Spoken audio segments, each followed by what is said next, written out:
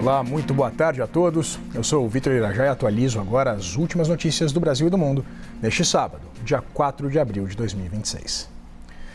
Um homem foi preso depois de atropelar e matar duas crianças na cidade de Diadema, na Grande São Paulo. Segundo a polícia, ele tinha sinais de embriaguez. A nossa repórter Natália Loxan fala com a gente ao vivo da capital paulista. Nath, seja muito bem-vinda e boa tarde. Oi, Vitor, boa tarde para você, para quem nos acompanha. Olha, o motorista foi identificado como Demóstenes Dias de Macedo, de 64 anos, responsável aí por atropelar e matar, duas crianças. 4 crianças foram atropeladas e 2 não resistiram aos ferimentos. O motorista foi preso em flagrante pela Polícia Militar. As vítimas que não resistiram são 2 irmãos, a Sofia de Oliveira Santos, de 10 anos, e o Isaías de Oliveira Santos, de 6 anos. O motorista perdeu o controle do veículo e invadiu, então, uma calçada na tarde desta sexta-feira. Segundo a SSP, o motorista estava embriagado e, depois de atingir as crianças, o carro acabou colidindo contra o portão de uma casa e atingiu também veículos que estavam estacionados. A polícia militar, então, foi acionada e constatou que, além de bêbado, o motorista também estava em alta velocidade. Antes da chegada dos policiais, o motorista foi contido pelas pessoas do local e também foi ameaçado de linchamento. A embriaguez dele só foi confirmada depois de exames clínicos, porque ele se negou a fazer o teste do bafômetro. Em interrogatório, ele admitiu que ingeriu uma lata de cerveja pela manhã e alegou que se atrapalhou com os pedais do carro. As 2 crianças que sobreviveram foram socorridas, encaminhadas para hospitais da região, mas até o momento não temos atualização sobre o estado de saúde delas. O motorista, vai responder aí por homicídio e lesão corporal culposa na direção de veículo automotor, está preso e também à disposição da Justiça. Vitor. Cerveja de manhã, acidente à tarde, com recusa do bafômetro. Muito obrigado pelas informações. Natália Loxan falando ao vivo aqui de São Paulo. Olha, o Centro de Investigação e Prevenção de Acidentes Aeronáuticos, o CENIPA, iniciou o processo para entender o que teria causado a queda de um helicóptero na praia da Barra da Tijuca, no Rio de Janeiro, na manhã de ontem. Quem traz as atualizações sobre esse caso é a nossa repórter Roberta Camargo, falando ao vivo do Rio de Janeiro. Roberta, seja muito bem-vinda e boa tarde. Oi, Vitor, boa tarde para você, boa tarde para todo mundo que nos acompanha. Olha só, eu conversei agora há pouco com o Adonis Lopes de Oliveira, que é justamente o piloto deste helicóptero e um dos principais responsáveis por todas as 3 vítimas desse acidente saírem bem ilesas, inclusive ele, Ele estava ali transportando 2 turistas canadenses, fazendo um voo panorâmico aqui sobre o Rio de Janeiro. Ele disse que percebeu uma pane no motor, mas ele falou, olha, as investigações têm que apontar de fato o que foi que aconteceu, o CENIPA está investigando isso. Ele disse que ficou preocupado em fazer o helicóptero pousar, aterrissar, mas que teve que fazer uma manobra de autorrotação, que por isso que a gente vê nas imagens o helicóptero de cabeça para baixo. E pensou também em fazer o mais próximo da areia, mas também ficou preocupado porque a praia estava cheia. Gente, imagina só, sexta-feira, feriado, um calor a beça aqui no Rio de Janeiro, cerca de 36 graus, a praia estava lotada. Um susto para todo mundo, inclusive para eles, claro, que estavam dentro do helicóptero. Ali os surfistas conseguiram ajudar também nesse resgate. A equipe do Corpo de Bombeiros atuou frente nessa situação também. Foram 40 agentes diferentes. Por volta de 11 da manhã eles foram acionados. E aí até 4 da tarde trabalharam para poder recolher essa aeronave ali da água e poder levar de volta para a pista. O helicóptero, a gente pode ver nas imagens, também ficou praticamente intacto. Eu estive lá, eu vi isso presencialmente, As equipes agora do CENIPA estão investigando este caso. Estava por lá também a Polícia Federal. Eles estavam ali preocupados em tirar os equipamentos que tinham restado ali, mochila, corda, tudo para poder ajudar a identificar o que de fato aconteceu para que esse helicóptero tivesse que fazer, para que ele tivesse, o piloto, Adonis Lopes de Oliveira, tivesse que fazer esse pouso aí de emergência. Mas ficou tudo bem. Ele mesmo disse, ele colocou aqui na mensagem para mim, está tudo bem sem um arranhão sequer, nem com ele, nem com as outras 2 vítimas, E que, de fato, ele ficou muito preocupado, ele colocou aqui escrito para mim, em facilitar o máximo o resgate, ou seja, o Adonis é um piloto nacionalmente conhecido de helicóptero, ele tem mais de 40 anos de experiência, ele trabalhou na Polícia Civil durante muitos anos, então ele é um dos grandes nomes da área aqui no país. E, de fato, mais uma vez, aí ele consegue se sair bem de uma situação, ajudar com que outras 2 pessoas também saiam bem disso. Claro que os bombeiros também auxiliaram, mas agora o CENIPA vai poder identificar por que, né, de fato, o que foi que aconteceu, embora o Adonis, que é o piloto, acredite que tenha ocorrido ali uma pane no motor e que tenha provocado isso tudo. Mas, como eu comentei também, imagina só o susto, a praia estava cheia, estava muito calor ontem, está muito calor hoje. Então eu conversei com alguns banhistas que estavam por lá, eles falaram que ficaram impressionados, foi uma cena muito impressionante, claro, né? E depois também a pista da Avenida Lúcio Costa, na Praia da Barra da Tijuca, na zona sudoeste aqui do Rio, ficou ali parcialmente interditada por muitas horas, né? Porque as equipes estavam por lá, estacionadas para poder ajudar a fazer com que esse helicóptero saísse da água. Foram 2 tratores diferentes, eles amarraram várias cordas no helicóptero, tiveram que primeiro virar o helicóptero, depois puxar esse helicóptero ali para a areia e depois também conduzir para a pista. Então, assim, uma ocorrência que durou quase que o dia todo, nesta sexta-feira, mas ficou tudo bem. De acordo com o Corpo de Bombeiros, aí foram 35 ocorrências desse tipo, de queda de aeronave, que eles colocam, né? Isso inclui também queda de parapente e asa delta aqui no Rio desde o início do ano, viu?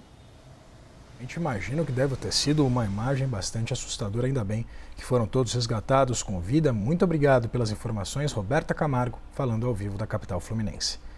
E olha, a Força Aérea Brasileira, a FAB, e a polícia investigam a queda de um avião que deixou 4 mortos na manhã de ontem. A aeronave de pequeno porte caiu sobre um restaurante em Capão da Canoa, no litoral do Rio Grande do Sul. Nessas imagens que você vê na sua tela, é possível ver o telhado e a parte interna do estabelecimento completamente destruídos depois desse impacto. 4 pessoas morreram no acidente. O casal de empresários Débora Ortolani e Luiz Ortolani e os 2 pilotos, Nélio Peçanha e Renan Sais. O casal tinha uma empresa responsável por promover eventos de vendas do setor de vestuário. Um gerente comercial da companhia disse à CNN que eles viajariam a São Paulo para um compromisso de negócios. Num outro vídeo, é possível observar o momento exato em que a aeronave colide com a estrutura e as chamas se espalham. No momento da queda, o restaurante estava vazio e não houve feridos em solo. Essas imagens que são realmente impressionantes. A gente fala agora sobre saúde. Os casos de influenza A continuam aumentando aqui no Brasil. Segundo a Fiocruz, as regiões Norte, Centro-Oeste, Nordeste e Sudeste do país apresentam aumento dos casos de síndrome respiratória aguda grave nos patamares de alerta, risco ou alto risco e ainda com sinal de crescimento. A maioria dessas ocorrências, que pode causar morte nos casos mais graves, tem sido motivada pelo vírus da influenza A. O vírus foi responsável por 36,9% dos óbitos recentes. A gente lembra que a vacinação é uma das principais formas de prevenção contra casos graves e também mortes. Em entrevista aqui à CNN, o infectologista Klinger Faico, ele conversou com a gente sobre os principais cuidados para evitar uma disseminação ainda maior dessa doença. A gente separou um trecho para você.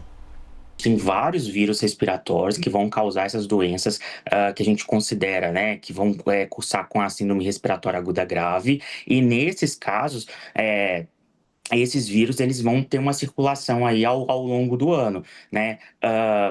Antigamente era muito comum, né? Era bem marcado a questão do outono e inverno, mas atualmente com essas mudanças do perfil, né, das mudanças climáticas, a gente vê que até mesmo antes do outono e inverno esses vírus começam a circular. A gente precisa ter a etiqueta da tosse, né? A gente não pode tossir, sair tossindo, a higiene das mãos, a tosse, né? A gente sempre fazer de uma forma, né, para diminuir o máximo possível a exposição, né, a aerosolização desses componentes pelo ar. Se tá doente, gente, tem que ficar em casa, tem que ir no posto de saúde, não pode ficar circulando estando doente nas demais pessoas, né, porque isso só aumenta a circulação desses vírus e muitas das pessoas não têm tanto essa consciência, né, em relação à transmissibilidade que pode acontecer aí nesses períodos. A gente fala agora sobre a Páscoa, período que faz aumentar em muito a procura por produtos como peixe e chocolate. E uma pesquisa feita pelo Instituto Locomotiva apontou que 148 milhões de brasileiros devem fazer compras relacionadas à Páscoa nesse ano. E a gente separou para você uma arte para destrinchar esses números.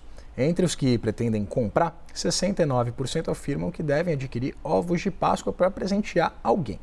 Além disso, 54% dos entrevistados pretendem comprar alimentos para o almoço ou para o jantar durante a Páscoa, a ceia tradicional da Páscoa, como peixes e também sobremesas. 38% vão comprar bebidas para a ocasião. 32% devem comprar produtos infantis ou brinquedos temáticos, provavelmente para os seus pequenos. E 28% itens de decoração. A gente ouviu o Renato Meirelles, que é presidente do Instituto Locomotiva, que realizou essa pesquisa, e ele falou dos principais motivos que levam o brasileiro a optar por esses itens na Páscoa.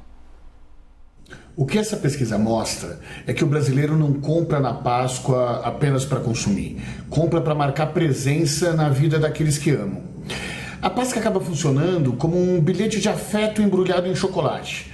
A Páscoa é menos sobre o produto e mais sobre o gesto. É o tipo de data que lembra a família brasileira que carinho também se organiza em ritual. No almoço, na sobremesa, na lembrança para a criança, no caça-ovos, naquele presente para alguém querido, numa mesa compartilhada. Mesmo quando o bolso aperta, a pesquisa mostra que a data continua viva. E continua viva porque ela não entra apenas no carrinho, ela entra na memória. O brasileiro pode trocar o ovo pela barra, o bombom pelo chocolate artesanal, pode adaptar a compra, pesquisar preço, mudar o formato, mas não quer deixar a Páscoa passar em branco.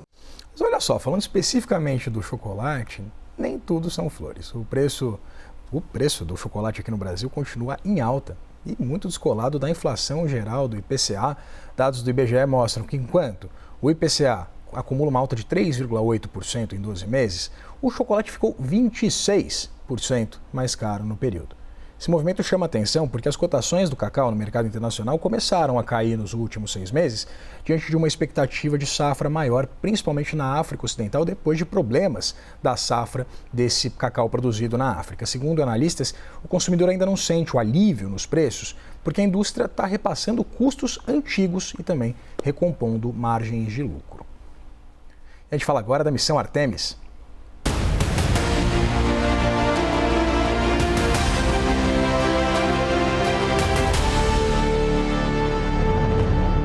O piloto da missão Artemis 2, o Victor Glover, disse hoje que a nave está se aproximando cada vez mais da Lua e se distanciando da Terra. Durante um contato com o centro de comando, em Houston, ele explicou que, na situação atual da missão, a tripulação conseguiu registrar imagens detalhadas da superfície lunar. Nessa nova perspectiva, o piloto disse que a Lua está ficando cada vez maior e a Terra cada vez menor. A gente lembra que a missão Artemis 2 deixou a órbita da Terra e já passou do meio do caminho até a Lua. Nesse terceiro dia da missão, a tripulação começou os preparativos para o período de observação lunar previsto para a próxima segunda-feira. De acordo com a NASA, os astronautas também realizaram treinamentos de resposta a emergências médicas e testaram o sistema de comunicação de emergência da aeronave. E essas foram as principais notícias do momento. A gente se encontra a partir das 4h15 da tarde. Pense bem, pense CNN. Até já.